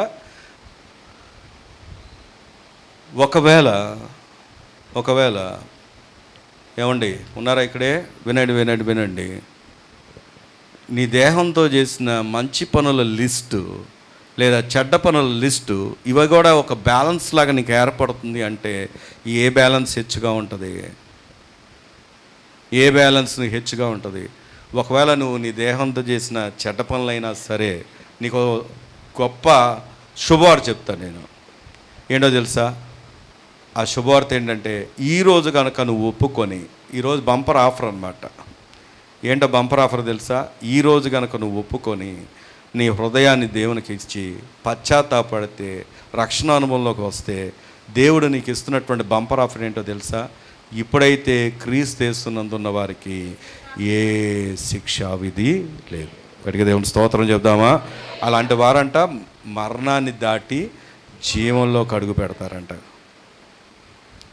నువ్వు మరణాన్ని దాటి జీవంలోకి అడుగు పెట్టాలంటే ఈరోజే ప్రభువుని అంగీకరించు. ఈరోజే నీ హృదయం ప్రభుకి, మా వాళ్ళు ఏమనుకుంటారో, మా పిల్లలకు పెళ్ళిళ్ళు కావేమో, లేకపోతే మా ఆయన మారలేదో, లేకపోతే ఇంకా నువ్వు చెప్పుకునే కారణాలు ఏదైనా ప్రభు రాజ్యానికి నిన్ను చేర్చలేదు. ప్రభు రాజ్యానికి చేర్చాలి అంటే మరణాన్ని జయించినటువంటి ఆ దేవుడు నీతో నాతో చెబుతున్నటువంటి మాట అదేమిటి అంటే, యేసుక్రీస్తు అనే రక్షకుడుగా అంగీకరించు. నేను చెప్పాను కదా, లాస్ట్ ఒక వచనం చూపిస్తానని. ప్రకటన గ్రంథం 20వ అధ్యాయం 11వ వచనం చదువుకొని, ప్రకటన గ్రంథం 20వ అధ్యాయం 11వ వచనం చదవండి అమ్మా. మరియు ధవలమైన మహాసింహాసనమును దాని యందు ఆసీనుడై ఉన్న ఒకరిని చూచి తిని, భూమి ఆకాశములు ఆయన సముఖము నుండి పారిపోయెను, వాటికి నిలువ చోటు కనపడకపోయెను. మరియు గొప్పవారేమి, చెప్పండి, కొద్దివారేమి, మృతులైన వారందరూ ఆ సింహాసనం ఎదుట నిలవబడి ఉండుట చూచి తిని, అప్పుడు గ్రంథములు విప్పబడెను, మరియు జీవ గ్రంథమును వేరొక గ్రంథము విప్పబడెను. ఆ గ్రంథముల యందు రాయబడి ఉన్న వాటిని బట్టి తమ క్రియల చొప్పున మృతులు తీర్పు పొందిరి. సముద్రము తనలో ఉన్న మృతులను అప్పగించెను, మరణము పాతాళలోకము వాటి వశము ఉన్న మృతులను అప్పగించెను. వారిలో ప్రతివాడు తన క్రియల చొప్పున తీర్పు పొందెను. మరణమును, మృతుల లోకమును అగ్నిగుండములో పడవేయబడును. ఆ అగ్నిగుండము రెండవ మరణము. ఎవని పేరైనను జీవగ్రంథమందు రాయబడినట్లు కనబడని ఎడల వాడు అగ్నిగుండములో పడవేయబడును. మీకు అర్థమైందో లేదో? ఒక ఆయన మిలిటరీ నుండి పారిపోయి, అంతేందుకు మా స్క్వాడ్ 128 నెంబరు నేను ట్రైనింగ్ చేసినప్పుడు, దాంట్లో 8 మంది పారిపోయారు. 8 మంది ట్రైనింగ్ తట్టుకోలేక, ఇంటి వాళ్ళని వదలలేక, మళ్ళీ మంచి రన్నింగ్ ప్రాక్టీస్ ఉన్న వాళ్ళే వీళ్ళందరూ. వైజాగ్లో సురేష్ అని ఒకతను పారిపోయాడు. ఎక్కువ మరాఠీలు మా టీంలో, వాళ్ళు కూడా పారిపోయారు. ఎన్నిసార్లు పారిపోతే అన్నిసార్లు పట్టుకొచ్చేసేవాళ్ళు. ఒకసారి ఈ సురేష్ అన్నతను వైజాగ్ అతనిది, అతను మంచి రన్నరు. అసలు ఏదో చెప్పాలని నేను పారిపోవాలి, నాకు రన్నింగ్ కూడా రాదు అప్పుడు. మంచి రన్నర్, అన్నిట్లో ముందు ఉండేవాడు. పారిపోతే వాళ్ళ అమ్మగారు, తండ్రి లేడు ఆయనకి, వచ్చి కమాండింగ్ ఆఫీసర్ కాల్ మీద పడి, మా వాడిని క్షమించండి, మా వాడిని చేర్పించుకోండి అని బ్రతులాడితే, పాప ఆయన కూడా కరిగిపోయి, తన స్థితి భర్త లేడని చెప్పినప్పుడు కరిగిపోయి, సరే పనిష్మెంట్ ఏమి ఇవ్వలేమ్మా అని చెప్పేసి మాట్లాడి ఉండమని చెప్పాడు. ఈమె గేటు దాటి, అది పెద్ద ట్రైనింగ్ సెంటర్, అది గేటు బయట దాటేలోపు మావాడు మళ్ళీ పారిపోయాడు. ఇంకా రాలేదు. అయితే ఎందుకు ఈ విషయం చెప్తున్నానంటే, పాపం ఎక్కడెక్కడ దాక్కున్నాడో, ఎక్కడెక్కడ ఉన్నాడో. తర్వాత నాకేం సమాచారం లేదు. నేను వెళ్ళినప్పుడు సెల్ ఫోన్స్ లేవు. 8 మంది పారిపోతే 8 మందిని పట్టుకొస్తుంటే, మళ్ళీ పట్టుకొస్తుంటే లాస్ట్కి ఎలాగలాగో ఏ రాష్ట్రాలకు పారిపోయారు, రాలేదు. మేము ఉన్నోళ్ళు మమ్మల్ని బాగా పనిష్మెంట్లు ఇచ్చేవారు. మమ్మల్ని బగోడా స్క్వాడ్ పేరు పెట్టేశారు. బగోడా స్క్వాడ్ అంటే పారిపోయిన వాళ్ళ స్క్వాడ్ అని అర్థం. ఇక ఎక్కడికి వెళ్ళినా ముందు ట్రైనింగ్ ఇచ్చేవాళ్ళు కాదు, పారిపోయిన స్క్వాడ్ రా ఇది అని చెప్పేసి పద్దాక పనిష్మెంట్లు ఇచ్చేవాళ్ళు మాకు. సరే, ఇదంతా ఎందుకు చెప్తున్నానంటే, ఎలాగైతే మొత్తాన్ని తప్పించుకొని పారిపోయారు వీళ్ళు, ఇక్కడ ప్రభు యొక్క తీర్పు నుండి ఎక్కడికి పారిపోతాం? అది ప్రశ్న. ఎక్కడికి పారిపోతాం? సముద్రం అప్పగిచ్చుద్దంట, ఏ మూలనున్నా అప్పగిచ్చుద్దంట, ఎక్కడున్నా అప్పగిస్తుందంట. ఎందుకు అప్పగిస్తుందో తెలుసా? తీర్పు కోసం. ఇప్పుడు చెప్పండి, ఎక్కడికి పారిపోగలం? పారిపోయే స్థలం ఏదైనా ఉందా? అగాధంలో ఉన్నా అప్పగిస్తారంట, పాతాళంలో ఉన్నా అప్పగించబడతారంట. సముద్రంలో మనం అనుకోండి, అప్పుడు ఇంతకుముందు మనకి సమాధి కార్యక్రమాలు చేయడానికి ఇది లేదు, ఏమంటారంటే బరియల్ గ్రౌండ్ లేనప్పుడు ఈ కృష్ణానది ఒడ్డున పాతి పెట్టేవాళ్ళం. నేను వచ్చినప్పుడు చాలా బాధపడేవాడిని. ఎందుకు బాధపడేవాడిని అంటే, కొత్తలో పెట్టడం, వరద రావడం, పెట్టి కొట్టుకెళ్ళిపోవడం. నేను మనసులో ఎంత బాధపడేవానంటే, ఈ కొట్టుకొని ఎక్కడికి వెళ్ళిపోతాయి? సముద్రంలోకి వెళ్ళిపోతాయి. తర్వాత చూద్దామన్నా కనబడుతుందా? కానీ మీకు ఒక సత్యం తెలుసా? సముద్రం అప్పగిస్తుందంట. ఈ దినం ఈ మాట ఎందుకు నేను జ్ఞాపకం చేస్తానంటే, తీర్పు నుండి తప్పించుకోగలిగిన నరుడు లేడు. నువ్వు ఈ దేహంతో చేస్తున్న మంచి పనులైనా సరే, చెడ్డ పనులైనా సరే, ఈరోజు మనం ఏదో మాట్లాడేస్తాం, ఏదో బ్రతికేస్తూ ఉంటాం, ఇష్టానుసారంగా ప్రవర్తిస్తూ ఉంటాం, ఎదిరిచ్చేస్తూ ఉంటాం, ఇదంతా అనుకుంటాం. నేనేంట్రా అని అనుకుంటామేమో, కానీ లెక్కించబడుతున్నాయి. దేవుని కొరకు నువ్వు ఎంత నమ్మకంగా బ్రతుకుతున్నావో కూడా లెక్కించబడుతున్నాయి. నీ దేహంతో చేసిన మంచి పనులైనా సరే, చెడ్డ పనులైనా సరే, ఒకరోజు తీర్పులోకి రావాల్సిందే. తీర్పులోకి రాకమునుపే మరణాన్ని దాటి, తీర్పుని దాటి వెళ్ళడానికి ఒకే ఒక ఆధారం, ఆయనే ప్రభు అయిన యేసుక్రీస్తు వారు. దేవుని స్తోత్రం కలుగును గాక. ఈరోజు ప్రభు కొరకు నమ్మకంగా బ్రతుకు, ప్రభువును రక్షకుడిగా అంగీకరించి బ్రతుకు. ప్రభు ద్వారా నీవు కూడా మరణాన్ని దాటేస్తావు. భౌతిక మరణం అందరికీ ఉంది, కానీ ఆ రెండవ మరణం ముందు నిలబడక మునుపే ఆత్మీయ మరణాన్ని నుండి నువ్వు తప్పించుకోవడానికి దేవుడు ఈరోజు ఈ వాక్యాన్ని ముందుంచాడు. ప్రార్థన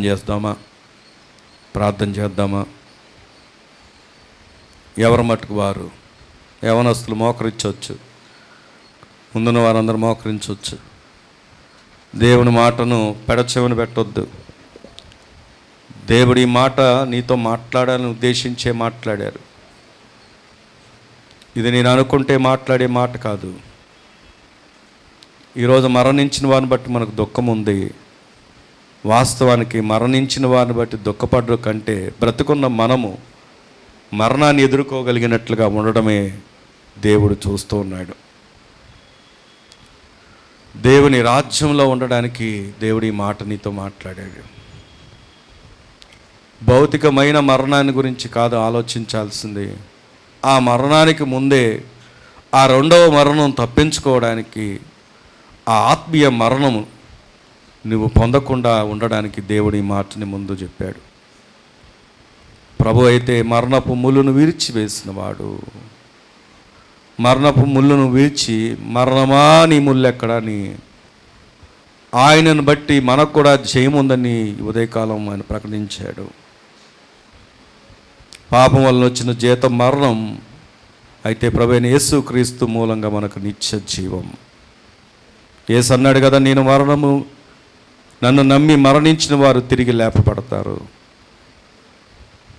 ఆయన పునరుద్ధానమును జీవమునై ఉన్నాడు. మౌనంగా ఉండక అందరం ప్రార్థన చేద్దాం. దేవుని మాటను హృదయాల్లోకి తీసుకొని పశ్చాత్తాపముతో ప్రభువా నన్ను క్షమించు, ఆ తీర్పులోకి రాకమునిపే నన్ను క్షమించు దేవా, నేను కనులు తెరువు, నా హృదయము తెరువు. ఇంతవరకు నేను పాపమును ప్రేమిస్తూ పాపంలోనే కొనసాగుతున్నాను అయ్యా. రెండవ మరణం నేను పొందటం మీకు ఇష్టం లేక అది నేను తాళలేనని నా ముందుకు ఈ సత్యాన్ని తీసుకొచ్చారా దేవా? ప్రార్థన చేద్దాం, మౌనంగా ఉండొద్దు. పిరికితనమును విడిచిపెట్టు. అబద్ధికుల జీవితమును అని అసహించుకుంటారు. దేవుడి మాట నీ ముందుంది. విగ్రహారాధన, వ్యభిచారము, పాపం, వీటిని విడిచిపెట్టమంటున్నాడు ఆయన. దేవుడైతే నిన్ను యుగగాలు సంతోషంగా ఉండి ఆయన రాజ్యంలో చూడడానికి ఇష్టపడుతుంది.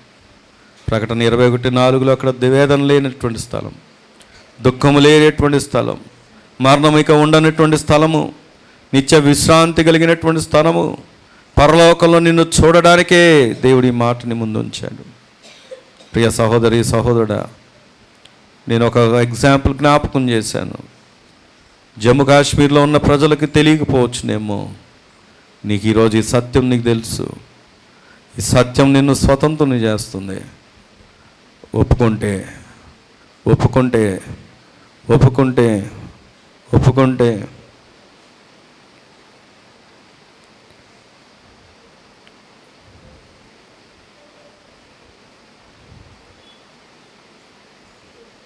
ప్రతి ఘోర పాపమును కడుగును మన యేసయ్యా రక్తము. అలాగే కనులు మూసుకొని ఉందాం. ప్రతి ఘోర పాపమును కడుగును మన యేసయ్యా రక్తము. మన శిక్షను తొలగించెను, సంహారమునే తప్పించెను. మన శిక్షను తొలగించెను, సంహారమునే తప్పించెను. యేసు రక్తము రక్తము రక్తము, యేసు రక్తము రక్తము రక్తము, అమూల్యమైన రక్తము, నిష్కలంకమైన రక్తము, అమూల్యమైన రక్తము, నిష్కలంకమైన రక్తము. యేసు రక్తము రక్తము రక్తము, మహాపరిశుద్ధ స్థలములో చేర్చును మన యేసయ్యా రక్తము. మహాపరిశుద్ధ స్థలములో చేర్చును మన యేసయ్యా రక్తము. మన ప్రధాన యాజకుడు మనకంటే ముందుగా వెళ్ళెను. మన ప్రధాన యాజకుడు మనకంటే ముందుగా వెళ్ళెను. యేసు రక్తము రక్తము రక్తము, యేసు రక్తము రక్తము రక్తము. మహాపరిశుద్ధుడైన దేవా, దయగలిగిన ప్రభు, ఈ ఉదయకాలము మమ్మల్ని ఎరిగిన దేవుడువు. నీ ప్రజలు నశించిపోవడం మీకు ఇష్టం లేక, మరణము గురించినటువంటి అవగాహన లేకుండా బ్రతకటము ఇష్టము లేక, మోషే చేసిన ప్రార్థన మాకు జ్ఞాపకం చేశారు. మాకు జ్ఞాన హృదయము నేర్పించుము అన్నాడు. మా దినములు లెక్కించడం నేర్పించమన్నాడు. ఈ దినమున ఆయన మేము బ్రతుకుతున్నామంటే అది మీ కృప మాత్రమని ఎరిగి, మా దినములు సంపూర్తి అవ్వడానికి ముందే మరణానికి ముందే అయా నిత్య నాశనమును తప్పించుకోవడానికి నీవే మార్గము, సత్యము, జీవమై ఉన్నావని, మరణాన్ని జయించినటువంటి దేవుడు మీరై ఉన్నారని ప్రభువా, ఈ దినము మీరు మాట్లాడిన మాట కూడి ఉన్న నీ బిడ్డలందరూ హృదయాల్లో ప్రతిష్ఠించి మరణము తప్పించుకొనగలిగినట్లుగా మారు మనసు పొంది, పశ్చాత్తాపం పొంది, రక్షణ అనుభవం కలిగి, నిత్య జీవపు వారసత్వంలో నిలిచి నీ తీర్పును తప్పించుకోగలిగినట్లుగా, అయా మరణము దాటి వెళ్ళి జీవంలోకి అడుగు పెట్టగలిగినట్లుగా దేవా ప్రతి ఒక్కరిని రక్షించుకోండి, నమ్మకంగా స్థిరపరచండి. కోల్పోయిన వ్యక్తులను బట్టి మాకు బాధ, వేదన ఉంది. కానీ దానికంటే వేదన, బాధ మేము మిమ్మల్ని అంగీకరించి బ్రతకకపోతే, మీ రాజ్య వారసత్వంలో నిలవకపోతే, మీ రాజ్యానికి మేము చేరకపోతే అనే సత్యముని ఎరిగి ప్రతి వారు రక్షించబడి మీ కొరకు సిద్ధపడి, అయా ఇగొత్తని మీ కొరకు నాయన ఎదురు చూసే అనుభవాలు ప్రతి ఒక్కరికి దయచేసి మహిమ మీరే పొందుకొనమని, నీ బిడల తీర్మానాలను మీరు స్థిరపరిచి అంతవరకు నమ్మకంగా నిలబెట్టుకొని మహిమ, ఘనత, ప్రభావం మీ ఘననామానికి పొందుకొనమని మా ప్రభువును రక్షకుడైన యేసు క్రీస్తు వారి యొక్క శ్రేష్టమైన నామంలో ప్రార్థించి స్తుతించి వేడుకుంటున్నాం మా పరమ తండ్రి. ఆమేన్.